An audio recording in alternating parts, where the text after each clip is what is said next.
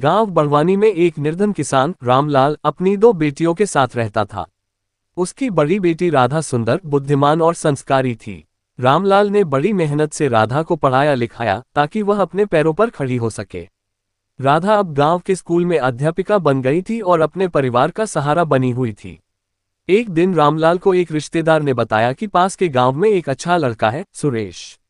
वह एक सरकारी नौकरी करता है और उसका परिवार भी प्रतिष्ठित है। रामलाल ने राधा का रिश्ता वहां तय कर दिया। सब कुछ ठीक चल रहा था, लेकिन जब शादी की तारीख नजदीक आई तब सुरेश के पिता ने अचानक दहेज की मांग रख दी। एक मोटरसाइकिल, 2 लाख रुपये नकद और कुछ सोने के गहने। ये सुनकर रामलाल के पैरों तले जमीन खिसक गई। वह बोला, मैं एक गरीब किसान हूं, इतना कुछ नहीं दे सकता। मेरी बेटी खुद कमाती है, उसे दहेज क्यों देना। सुरेश का परिवार कठोर था। उन्होंने साफ कहा, अगर दहेज नहीं दिया तो यह शादी नहीं होगी।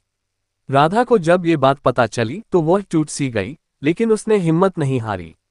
उसने अपने पिता को समझाया, बाबा, अगर किसी को मुझे अपनाने के लिए दहेज चाहिए तो वह मेरे लायक ही नहीं। मैं ऐसी जगह शादी नहीं करूंगी जहां मेरी इज्जत पैसों से तौली जाए। राधा ने गांव की पंचायत में यह मामला उठाया। वह बोली, क्या एक लड़की का मूल्य उसके चरित्र, शिक्षा और संस्कार से नहीं बल्कि दहेज से तय होगा? क्या हम लड़कियों को बोझ समझते रहेंगे? उसकी बातें सुनकर गांव की औरतें और युवा लड़कियां बहुत प्रभावित हुईं। पंचायत ने सुरेश के परिवार को फटकार लगाए और इस कुप्रथा के विरुद्ध आवाज उठाने का निर्णय लिया। कुछ समय बाद राधा ने अपने एक सहकर्मी राजीव से विवाह किया। राजीव भी एक शिक्षक था और उसने साफ कहा, मैं एक शिक्षिका से शादी कर रहा हूं, कोई सौदा नहीं कर रहा। राधा की कहानी पूरे गांव में फैल गई। वह बदलाव की मिसाल बन गई। गांव में धीरे धीरे लोगों की सोच बदलने लगी। अब वहां दहेज के बिना शादियां होने लगीं।